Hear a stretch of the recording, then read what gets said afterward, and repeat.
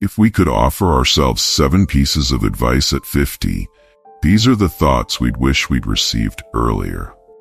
1. Focus on what matters. Let go of the rest. In life, you'll often find yourself caught in the weeds of daily frustrations, petty conflicts, unimportant mistakes, or fleeting worries. The trick is to develop a stronger sense of perspective. Instead of sweating the small stuff, shift your attention to the key areas that shape your future, your relationships, your health, and your inner peace. Once you can distinguish the trivial from the significant, you'll find that most challenges are temporary, and it becomes easier to navigate life with calm and clarity. 2. Change is not a threat, it's a gateway. Hitting the 50 mark can sometimes feel like the end of an era, like the window for transformation is closing. But the truth is, that's the very moment when real growth can happen. Life's greatest opportunities often come when you push beyond your comfort zone. Whether it's changing careers, learning a new skill, or reinventing how you spend your time, midlife is less about slowing down and more about embracing the freedom to evolve.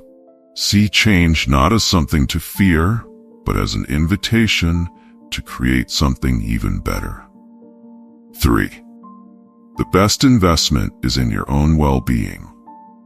The idea that time can heal all wounds is comforting, but it's your body and mind that need consistent care, especially as you age. The habits you form now will dictate how you feel and function years down the line. The earlier you prioritize good nutrition, exercise, and mental wellness, the more energy, vitality, and resilience you'll have. Health isn't just the absence of illness. It's the foundation that allows you to truly live and pursue your passions. Think of it as your personal wealth, building it today for a better tomorrow. 4. Mastering money is an act of freedom, not a burden. Money might seem like a daunting subject, but understanding it is one of the most liberating things you can do for yourself. Financial planning doesn't mean being wealthy. It means being intentional with your resources so that you can live with less stress and more freedom. Set clear goals, automate savings, and invest wisely, and you'll find that money stops being a source of anxiety and starts working for you. At 50, you can still make smart financial moves that secure your future and give you the space to focus on what truly matters. 5. Quality connections over quantity. The people in your life shape who you are. As you get older, it becomes less about having a large social circle and more about fostering deep, meaningful connections. Invest in relationships that add value to your life, that challenge you, that bring out the best in you. Don't hold on to relationships out of obligation. Life is too short for superficial bonds. Surround yourself with those who support your dreams and encourage your growth, and let go of those who drain your energy. 6. Your time is sacred.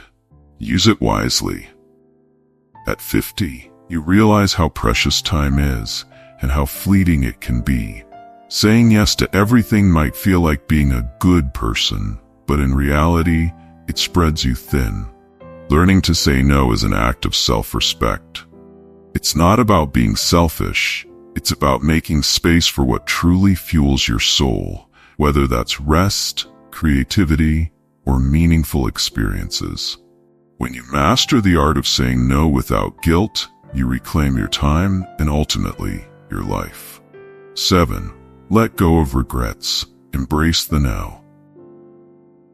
There's nothing to be gained from living in the past. Regret is a heavy burden that can hold you back, preventing you from fully experiencing the present and planning for the future.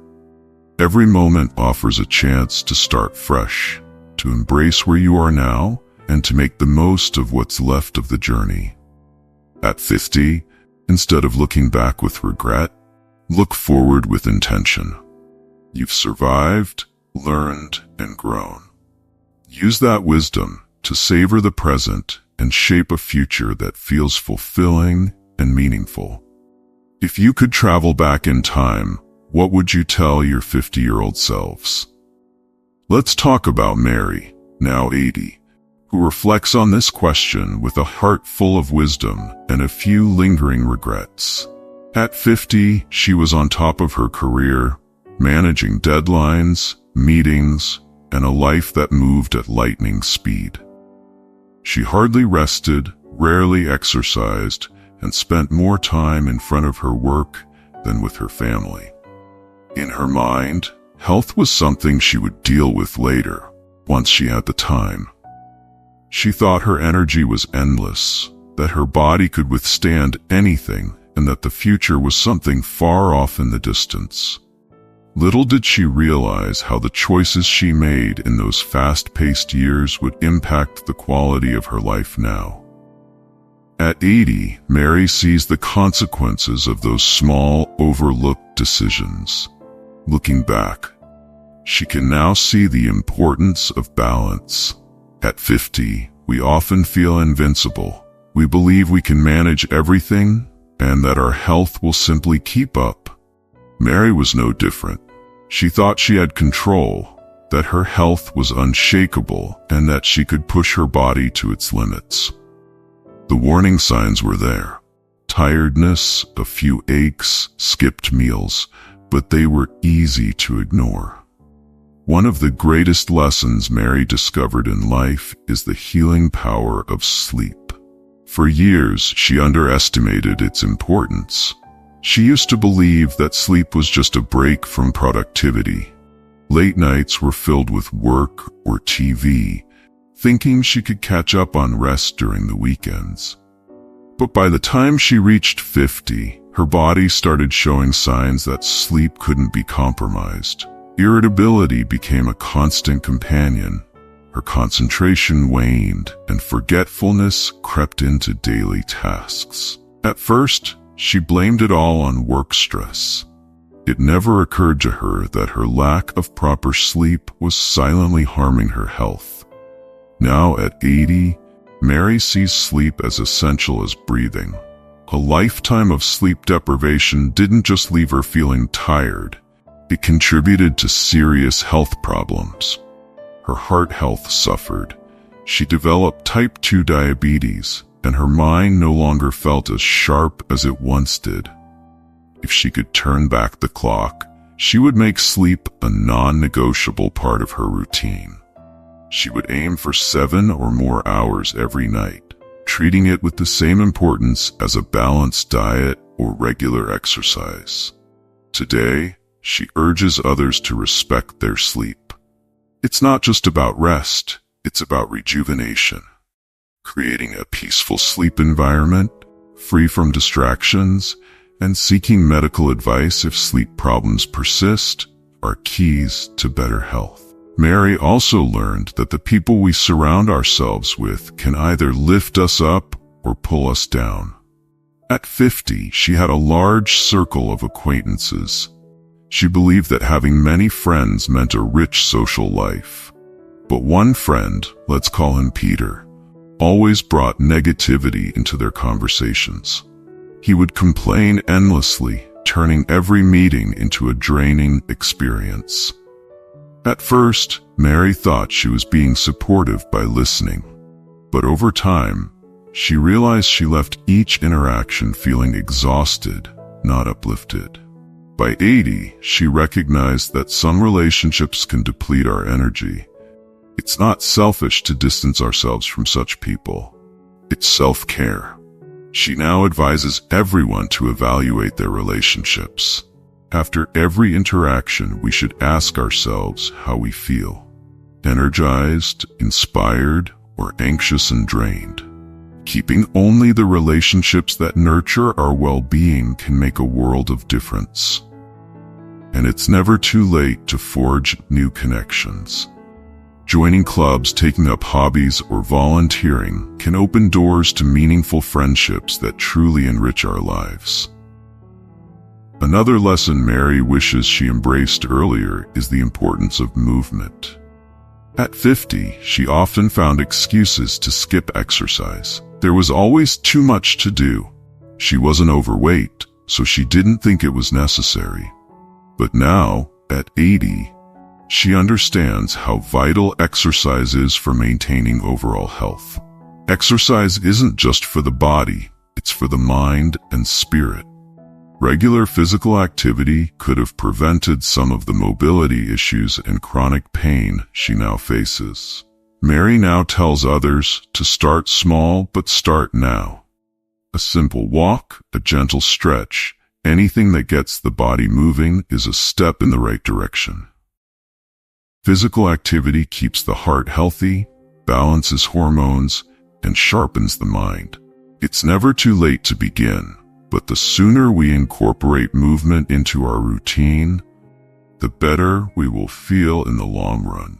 Her advice is heartfelt and direct. Make health a priority. Don't wait until it's too late to focus on the things that truly matter. The time we spend on our well-being, on nurturing relationships, and on resting isn't wasted. It's an investment in the future. Mary's journey taught her a powerful lesson. The habits we form today shape the life we live tomorrow.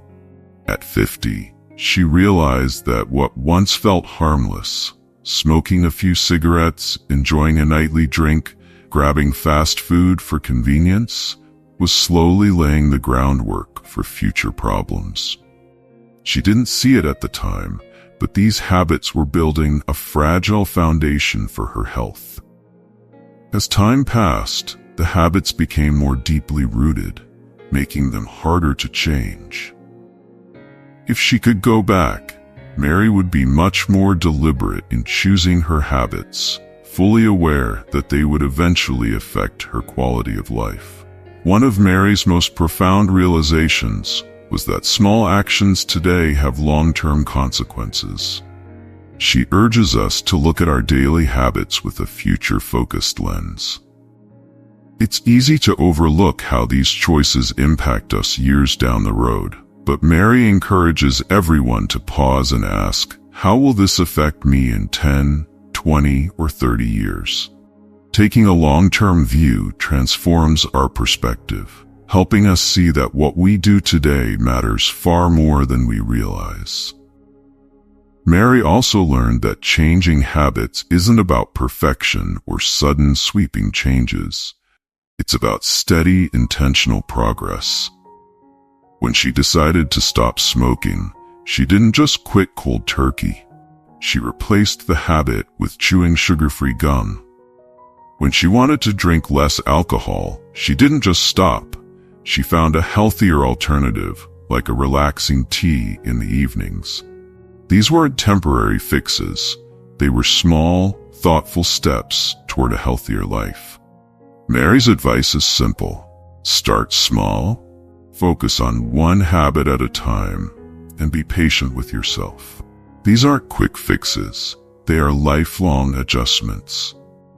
A powerful tool that helped Mary succeed was the idea of anchor habits. She realized that linking new healthy habits to existing routines made the process easier. For example, she added a few minutes of stretching before brushing her teeth each morning.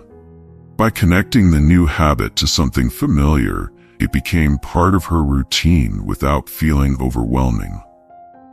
Mary believes consistency is more important than perfection. Even if we slip up one day, it's essential to get back on track the next. What truly matters is the pattern of our choices over time, not any single moment of failure. Mary's experience taught her that it's never too late to make a change.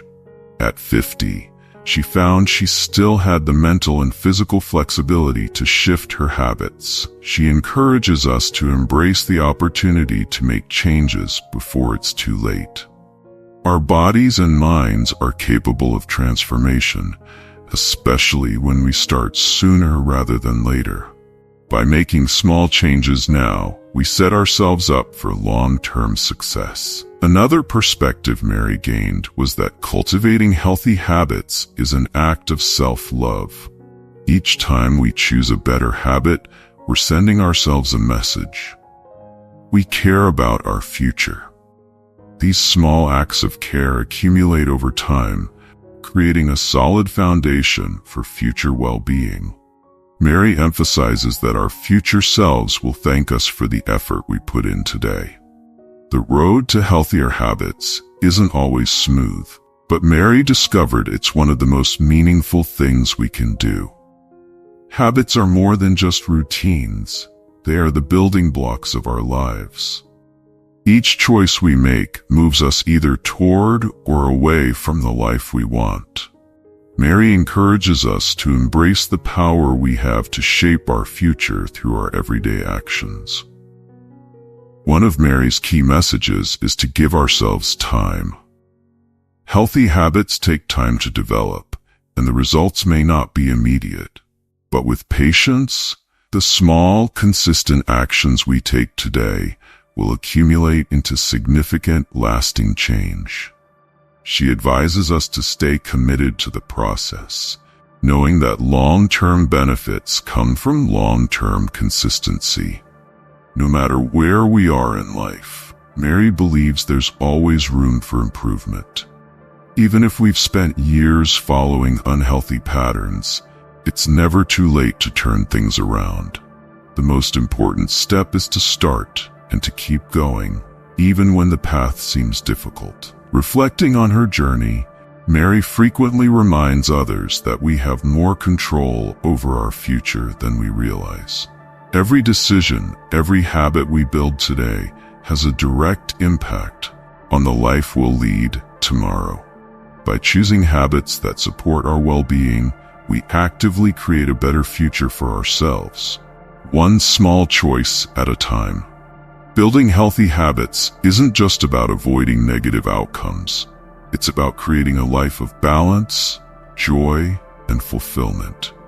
Each positive choice brings us closer to the life we desire, one built on a foundation of care and attention to our future selves. It is one of hope and empowerment. The habits we nurture today are the seeds of tomorrow's life. With each mindful choice, we have the power to create a future filled with health, happiness, and well-being. And it all starts with the habits we choose now.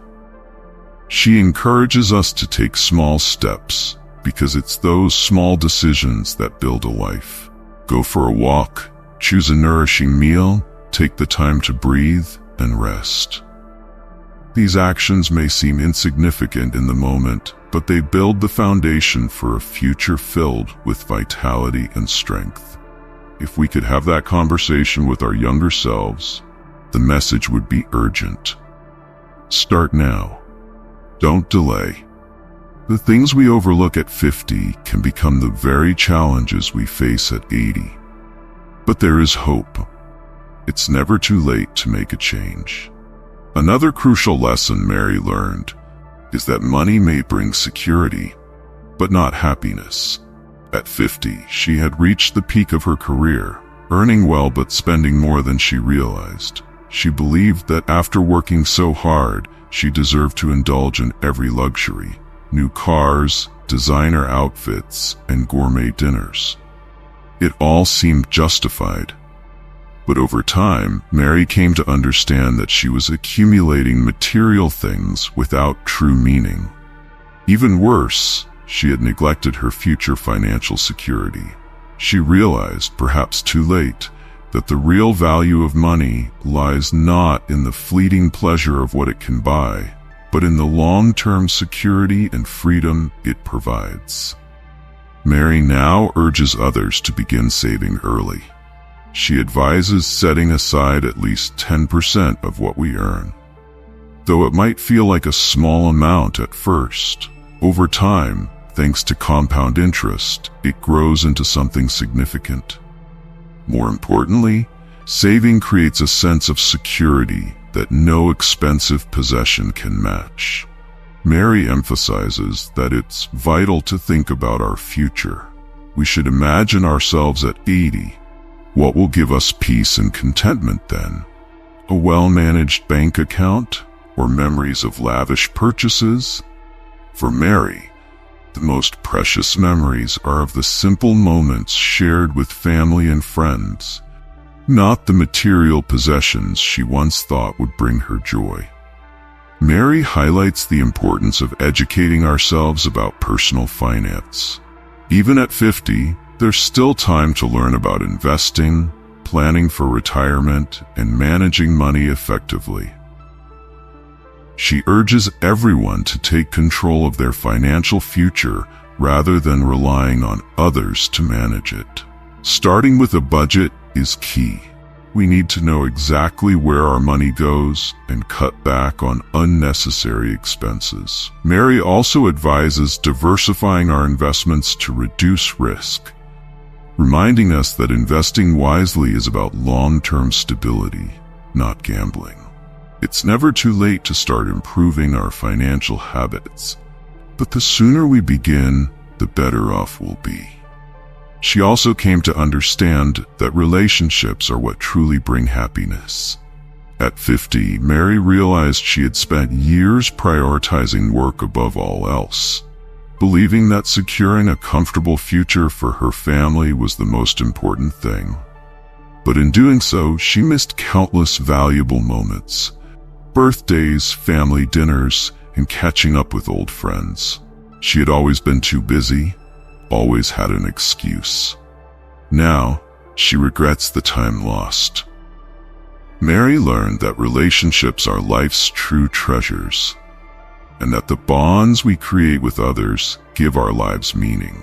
These connections sustain us during difficult times and offer the joy that material things cannot.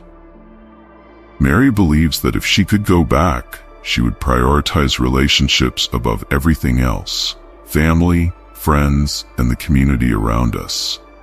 These, she insists, are the pillars of a fulfilling life. She encourages us to invest time and energy in nurturing these connections. It's not just about being there physically. Emotional presence is what counts. Listening deeply, showing genuine interest, and sharing our vulnerabilities strengthen the bonds we have. Mary suggests taking stock of our relationships. Are we spending enough time with those we care about? Do our actions reflect how much we value them? Mary learned that the quality of relationships is far more important than their quantity. It's not about how many friends we have, but how deeply we connect with those closest to us. She urges us to resolve conflicts quickly and not let grievances fester. Learning to forgive, apologize, and engage in difficult conversations is vital. Creating family traditions like weekly dinners or annual trips can also help strengthen these bonds. She reminds us that even after 50, we should remain open to forming new relationships. It's never too late to meet new people or deepen existing friendships. Studies show that strong social ties contribute not only to emotional well-being, but also to physical health. People with close relationships live longer and have greater resilience to illness. One of the most important lessons is living life according to our own values. At 50, she realized that she had been living a life that looked perfect to others: a successful career, a big house, and a luxury car. But something felt missing. She understood that she had been chasing the expectations of others, her parents, colleagues, and society in general. In doing so, she had forgotten to ask herself what she truly wanted. Living by others' rules, Mary found, leads to regret and a sense of unfulfilled potential. Let's pause and reflect on our own desires. Are we living the life we truly want, or are we following someone else's script? She suggests visualizing ourselves at the end of our lives and considering what kind of life we want to look back on. That vision should guide our choices today. It's never too late to change direction, Mary emphasizes. We shouldn't be afraid to make bold decisions if they bring us closer to our true selves. You must define your own version of success. True success isn't about wealth or status. It's about living a life that aligns with our values.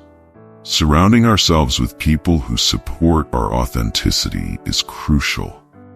These are the ones who encourage us to be our true selves.